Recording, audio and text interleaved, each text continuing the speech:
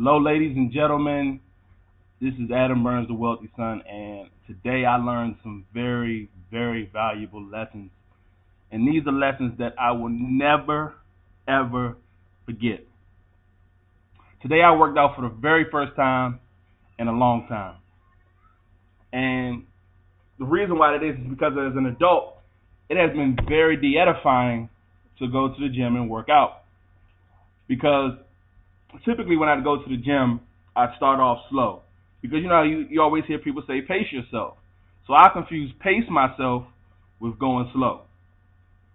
And I just remember when I'd go to the gym, I'd look in the mirror and I wouldn't see any sweat. It's like I just finished working out. I felt like I did something, but I wasn't sweating profusely. And I'm looking around at people and they got, water lines and all that other good stuff. And then you look in the mirror, you look like you got fatter. And it's like, how is this going on?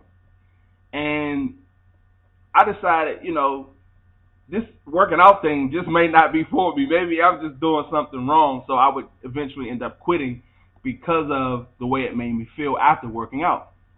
But today, for some reason, it was different. I remember hearing the words from my mentor, Dwayne Golden. He once told me, he said, Adam, if you're going to work with me, let me be clear on something. I don't know how to do anything slow. So we must work fast. Now, he said a whole bunch of other stuff in talking to me, but those words really resonated with me today going into the gym, okay? And as I walked into the gym today, I kind of had a pep talk with myself on the way from the house to the gym. And I said to myself, Adam, I don't know how to do anything slow, so let's get it. And saying those words to myself, I was kind of trying to pump myself up and pushing myself harder than I ever pushed myself starting off working out. And as I walk into the gym, now keep in mind it's been a long time since I've been to the gym, and I'm just amazed at the technology. Like, I made up in my mind, I said I'm going to work out for about 45 minutes, and I was going to go completely all out while I was there. And I look at the treadmill, and the treadmill has cable built into the treadmill. There's an iPod deck. There's a virtual trainer. It's got different backgrounds, different sceneries, and I never ever seen anything like this. So I'm like, man, it's really been a long time since I worked out. So it was like an actual simulator. So I started off at 2 miles per hour. Now for me, that was kind of like going fast. Now, don't laugh at me because I really thought I was doing something 2 miles per hour at a 15% incline. And from the very beginning, I felt like, I can't believe this. I'm actually working out. So I go to put my headphones on, and I come to find out that they're broken. So I don't have any music. So now I'm like, all right, you're here. You might as well just go ahead and work out. So I close my eyes, and I begin to pray. And I could feel the Holy Spirit on me, and instantly my workout felt at ease. So I'm praying and slowly but surely increasing my pace to 3 miles per hour. And what do I hear? Keys. I had company. And this was a lesson that I was getting ready to learn that I had no idea that I was getting ready to learn. And I'm like, amazing. Who is coming in here to work out in my community at 10 a.m. in the morning? Don't these people have jobs?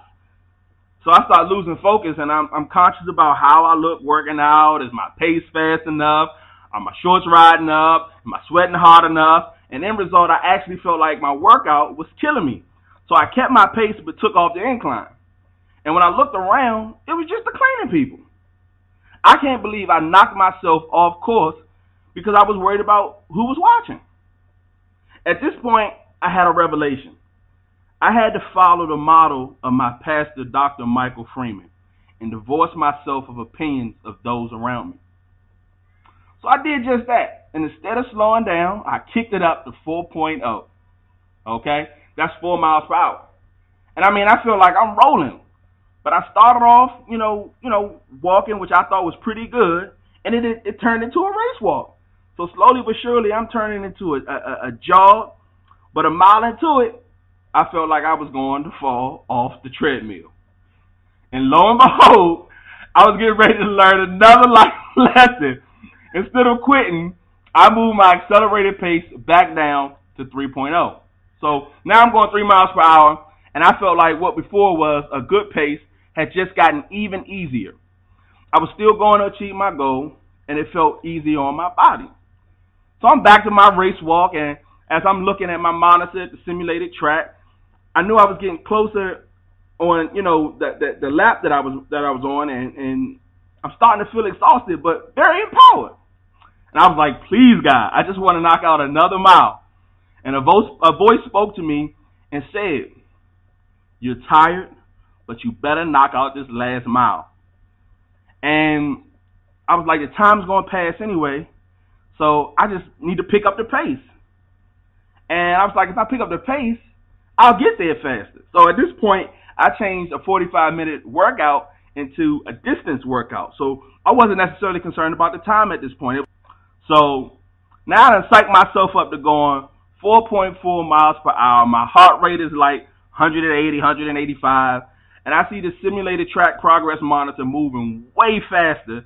And I had the world's most internal smile, but my body feels like I was fading again. So you know what that means, timber, right? So I slowed down my pace to 3.0 again to cool down so I didn't quit. And suddenly my body feels like, hey, this is no problem. Keep going. And as I'm coming around and the last stretch for my last lap on the mile, I said, let's finish strong. I kicked it up to 4.0 again, and ding, time was up. I felt empowered. I hit the cool down button, and I looked down, and the clock has another 5 minutes on it. And I'm like, this is crazy. Like, I thought my workout was over. I thought, cool down period, maybe 30 seconds, get your heart rate back down to normal. But they put another 5 minutes on the clock. And as I'm rounding out the stretch for my last lap, I feel like, this is getting ready to be over with. Let's just finish all strong. And then, to go hard and then see you got another 5 minutes. Again, I'm like, man, this is crazy. And then I look down at the monitor, and the pace is set at 0.5 miles per hour. So that's a half a mile per hour, which at this point feels like I'm barely moving. So, I had to crank that sucker up back to 2.0, and the final buzzer went off. Finally, the cool down period was over. I step on the resting pads, and I feel like I am going down. And guess what? I'm going to take the treadmill with me. And as I eased off, my legs were feeling like, they felt dumb. Like, they just didn't, it felt like they was holding the wrong person. And as I was walking back to my crib, I was walking at my normal pace that I usually walk at. And the final lesson kicked in. The first day of working out was over. And as I'm walking back, I noticed that after moving at a faster rate of speed during my workout, that my normal speed, that means like under my normal circumstances, I barely am moving. So the final lesson was, in order to know where you're truly at in life, you must push yourself to the max, and you'll notice how far you really have to go. So with that being said, folks, I hope I have inspired you, maybe not to work out, but to push yourself in whatever it is that you got going on. You really don't truly know where you're at in life until you push yourself to the max. That's the only way that you can get fair results, folks. That's the only way you'll really, really be able to see where you're truly at. It's by doing that self-evaluation. It works in relationships. It works in business. And today I found out that it works in working out. So with that being said, God bless, folks, and I'll talk to you soon.